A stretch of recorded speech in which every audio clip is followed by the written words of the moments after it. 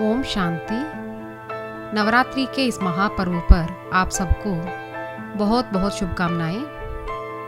नवरात्रि के 5वें दिन माँ दुर्गा के नव अवतारों में से स्कंद माता को पूजा जाता है। स्कंद माता के 4 भुजाएं हैं।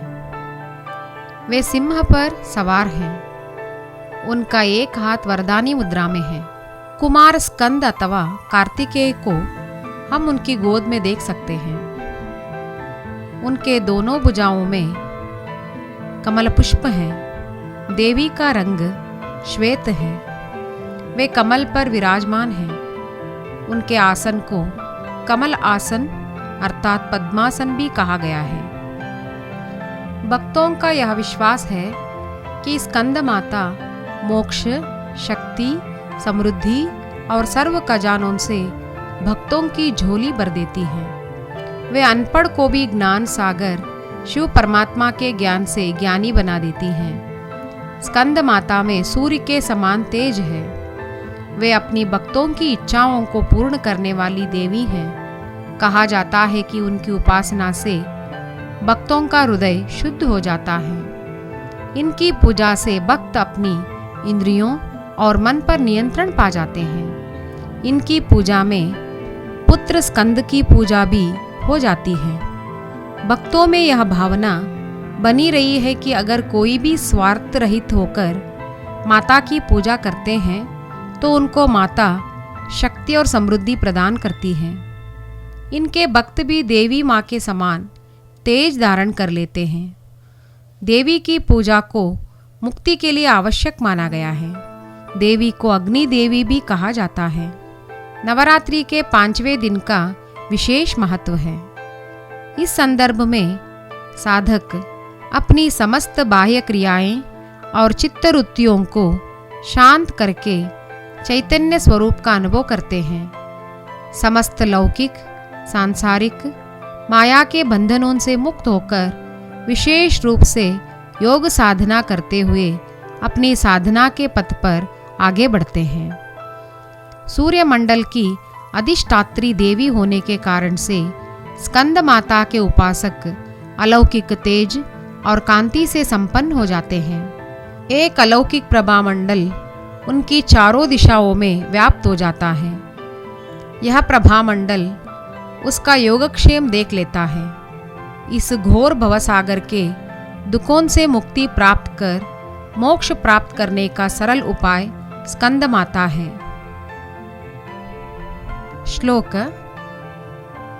या देवी सर्वभूतेषु मां स्कंद माता रूपेण संस्थिता नमस्तस्यै नमस्तस्यै नमस्तस्यै नमो नमः।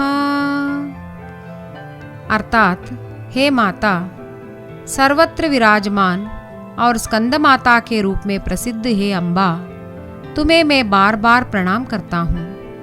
हे माता सब पापों से मुक्ति प्रदान करो।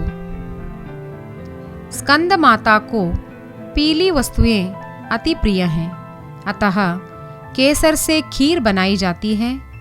भक्तों का यह अचल विश्वास है कि जो भक्त इस तरह का भोग लगाएगा उसकी सब मनोकामनाएं पूर्ण होकर घर में सुख, शांति और समृद्धि छा जाती है। स्कंद माता को पूजा में धनुष और बाण समर्पित करते हैं। इनके साथ सुहागन के सामान भी अर्पण करते हैं। जो महिलाएं नवरात्रि के 5वें दिन लाल वस्त्र में सुहागन के सामान, लाल फूल और अक्षत समेत समर्पण करती हैं, उन्हें अधिक सौभाग्य प्राप्त हो जाता है।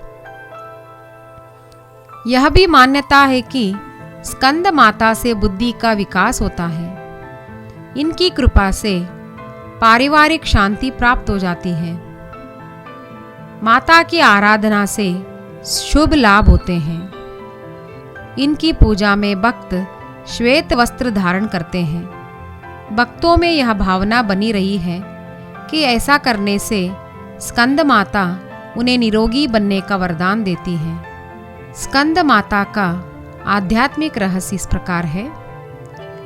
कलयुग के अंत में विश्व परिवर्तन के लिए स्वयं निराकार शिव परमात्मा धरा पर आकर माताओं एवं कन्याओं को अपनी शक्तियों से शिव शक्तियाँ बना देते हैं। ये शिव शक्तियाँ निराकार परमात्मा शिव को अपने अलौकिक जीवन के पति के रूप में स्वीकार कर समर्पित होकर मनुष्यात्माओं को शिव का दिव्य ज्ञान प्रदान करती हैं। इस तरह शिव शक्तियाँ और शिव के संयोग से एक अलौकिक योगाग्नि उत्पन्न हो जाती है।